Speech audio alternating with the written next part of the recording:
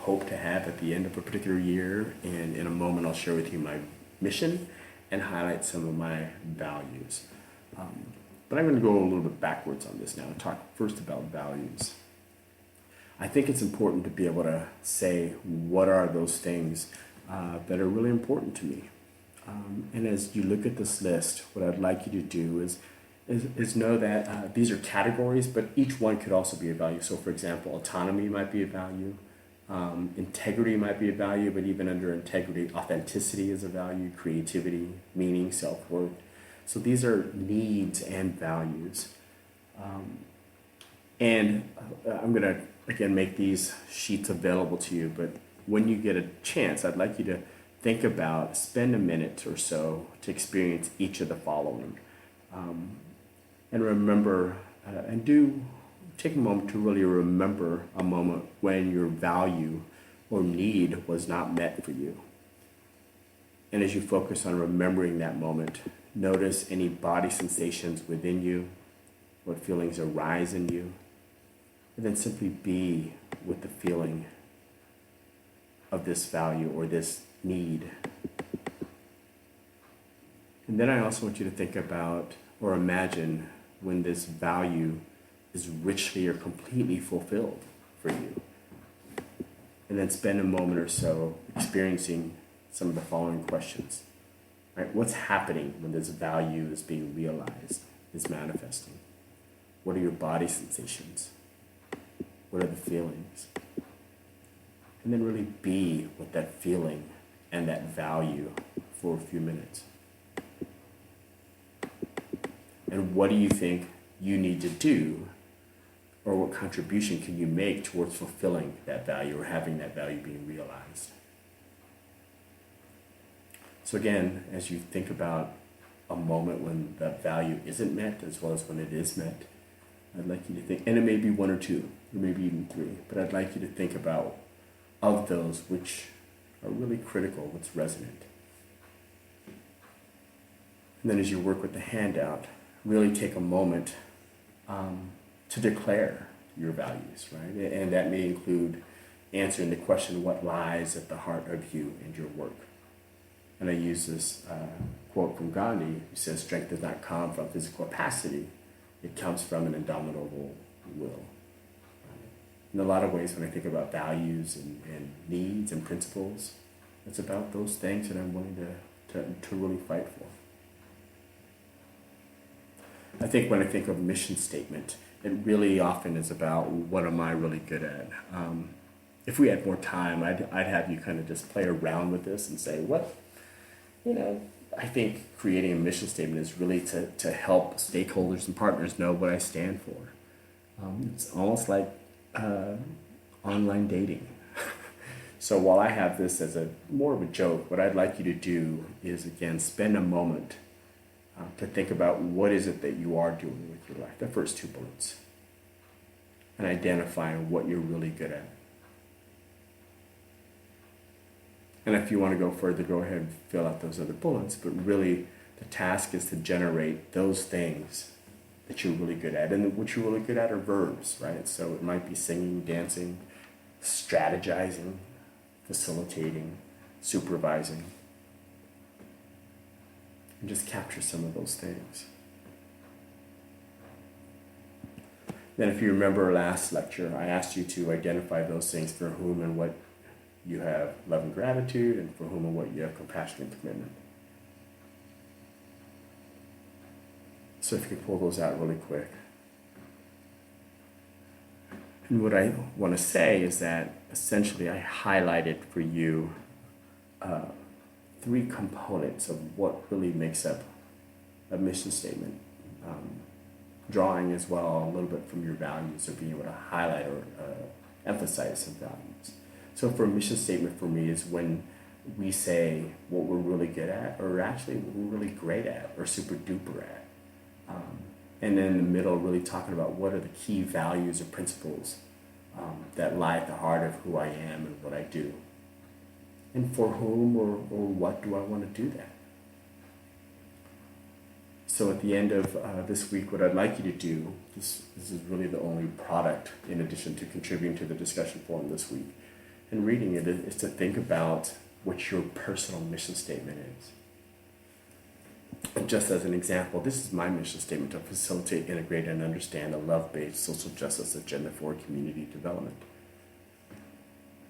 So I'm really good at, and great at actually facilitating groups, processes, people, coaching through my coaching, integrating, really pulling together a lot of disparate points of views and making them, helping them become a framework and understanding. I love to study. And I think what my key value is a love-based social justice agenda. And when I talk about community development, it's all kinds of communities in Oakland, organizations, Filipinos, Asian Pacific Islanders, multicultural groups, leaders, students, academia. Those are my communities. So again, your homework at the end of this week is to create a personal mission statement and just share it with me. Share it with us. Share it with me. Going forward, you should know that in strategic planning, leading strategically requires that we understand this concept of situatedness and interests. Oftentimes, we aren't able to do. There's a lot of issues we'll find in a SWOT analysis, and we can't do everything. And in some ways, we try to do everything, but really what the purpose of the strategic plan is to do what I characterize as targeted universalism. And this is drawn from the work of John Powell, where he says it's not enough to just be really clear of the situation. It's really clear what we're doing within that situation. And sometimes it's not just about doing something transactional, it's actually doing something transformational. Where going forward is about creating common interests rather than just finding common ground. I wanted to mention a bit about strategic thinking and share that, I learned strategic thinking from my son, who's a chess player. And he used to beat me on a regular basis. At 7 years old, even after I got a doctorate in organizational psychology, and one of the reasons why he said he could beat me is that I wasn't thinking strategically. And I asked him, what did he mean by that? And he said, first of all, that I wasn't thinking, I wasn't maintaining leverage, that I had to control the center of the board. And when I think of strategic thinking, it really is knowing what are the key priorities. What is it that we're really trying to quote unquote control? He also said that I wasn't thinking sequentially, the timing and order of things, that I was just moving pieces without thinking about the moves 4 or 8 moves out. And then he also said I wasn't thinking with respect to linkage. While I'm working to control the center and moving my pawns out in the middle, I can also move my knights out to the side or my bishops to the diagonals to control it, not from the center, but from the other areas. And so doing, I can also defend better if I castled and those kinds of things. So again, strategic thinking is about leverage, sequence, and linkage. And it's sometimes knowing that we can't just move urgently. That really what strategic thinking and strategic planning is about is developing quadrant 2, identifying those things that are important, but not yet urgent. So really focusing on preparation, prevention, values clarification, planning. And this is pulled from Stephen Covey. I also wanted to mention a little bit about goal achievement, right? Oftentimes what people think it looks like is we kind of read something and have an idea and we just go forward. But really, not only with the strategic planning process, but even strategic goal achievement, it's a little bit more crazier. And so I want you to know that even in the course of this class and even the course of your program, it's not going to be a linear process. So be gentle on yourself. This is a different meaning for the acronym of SMART goals, but I want to say that I offer the acronym SMART goals because my values and principles are really about equity and social justice. So I add E and R, E being equity-centered and R being about relationships. And our work, and we'll get into this a little bit later, but it really is about also doing a capability assessment, knowing where, when, and how we want our progress to be experienced and in what ways, what are the various ways that we can do that. We need to think about what is it that we already have, what human, financial, and technological capabilities we have, and then which do we need to develop as well as what do we need to acquire. Again, more on this to come. But the other concept that I wanted to put out there is this idea of backwards mapping, right? And Covey again puts out this idea of beginning with the end in mind. And so it often means what are the results that we want thinking backwards and what are the necessary conditions for us to get those results? And then what are specific actions? And one of the beautiful things that I like to do is offer this, the idea of a logic model or theory of change. The idea of saying, if we do this, then we will get this so that we can achieve that, right, the results.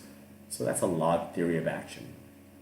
And again, I'll do more about that in a minute. So in a nutshell, action planning is often about effort, effect, and results. What are we going to do? And what conditions do we think will emerge or manifest as a result of our efforts? And then what are the habits or the results or the achievements we'll accomplish at the end of those things?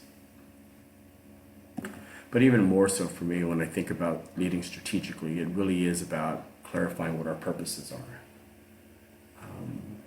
And I'm going to go a little deeper than just the typical organization, but I think oftentimes it's being able to say, what is the purpose of an organization? And what is the purpose of our leadership? And for me, when I think about what the purpose of my leadership, I think about my son Mahal. And if you don't know Tagalog, Mahal means love, and it means expensive, and he's both.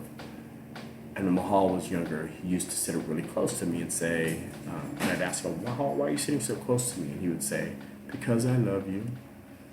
At dinner time, he would give me his vegetables, and I'd say, Mahal, why are you giving me your vegetables? And he would say, because I love you. And I'd go into his room and I'd say, Mahal, why is your room such a mess? And he would say, because I love you.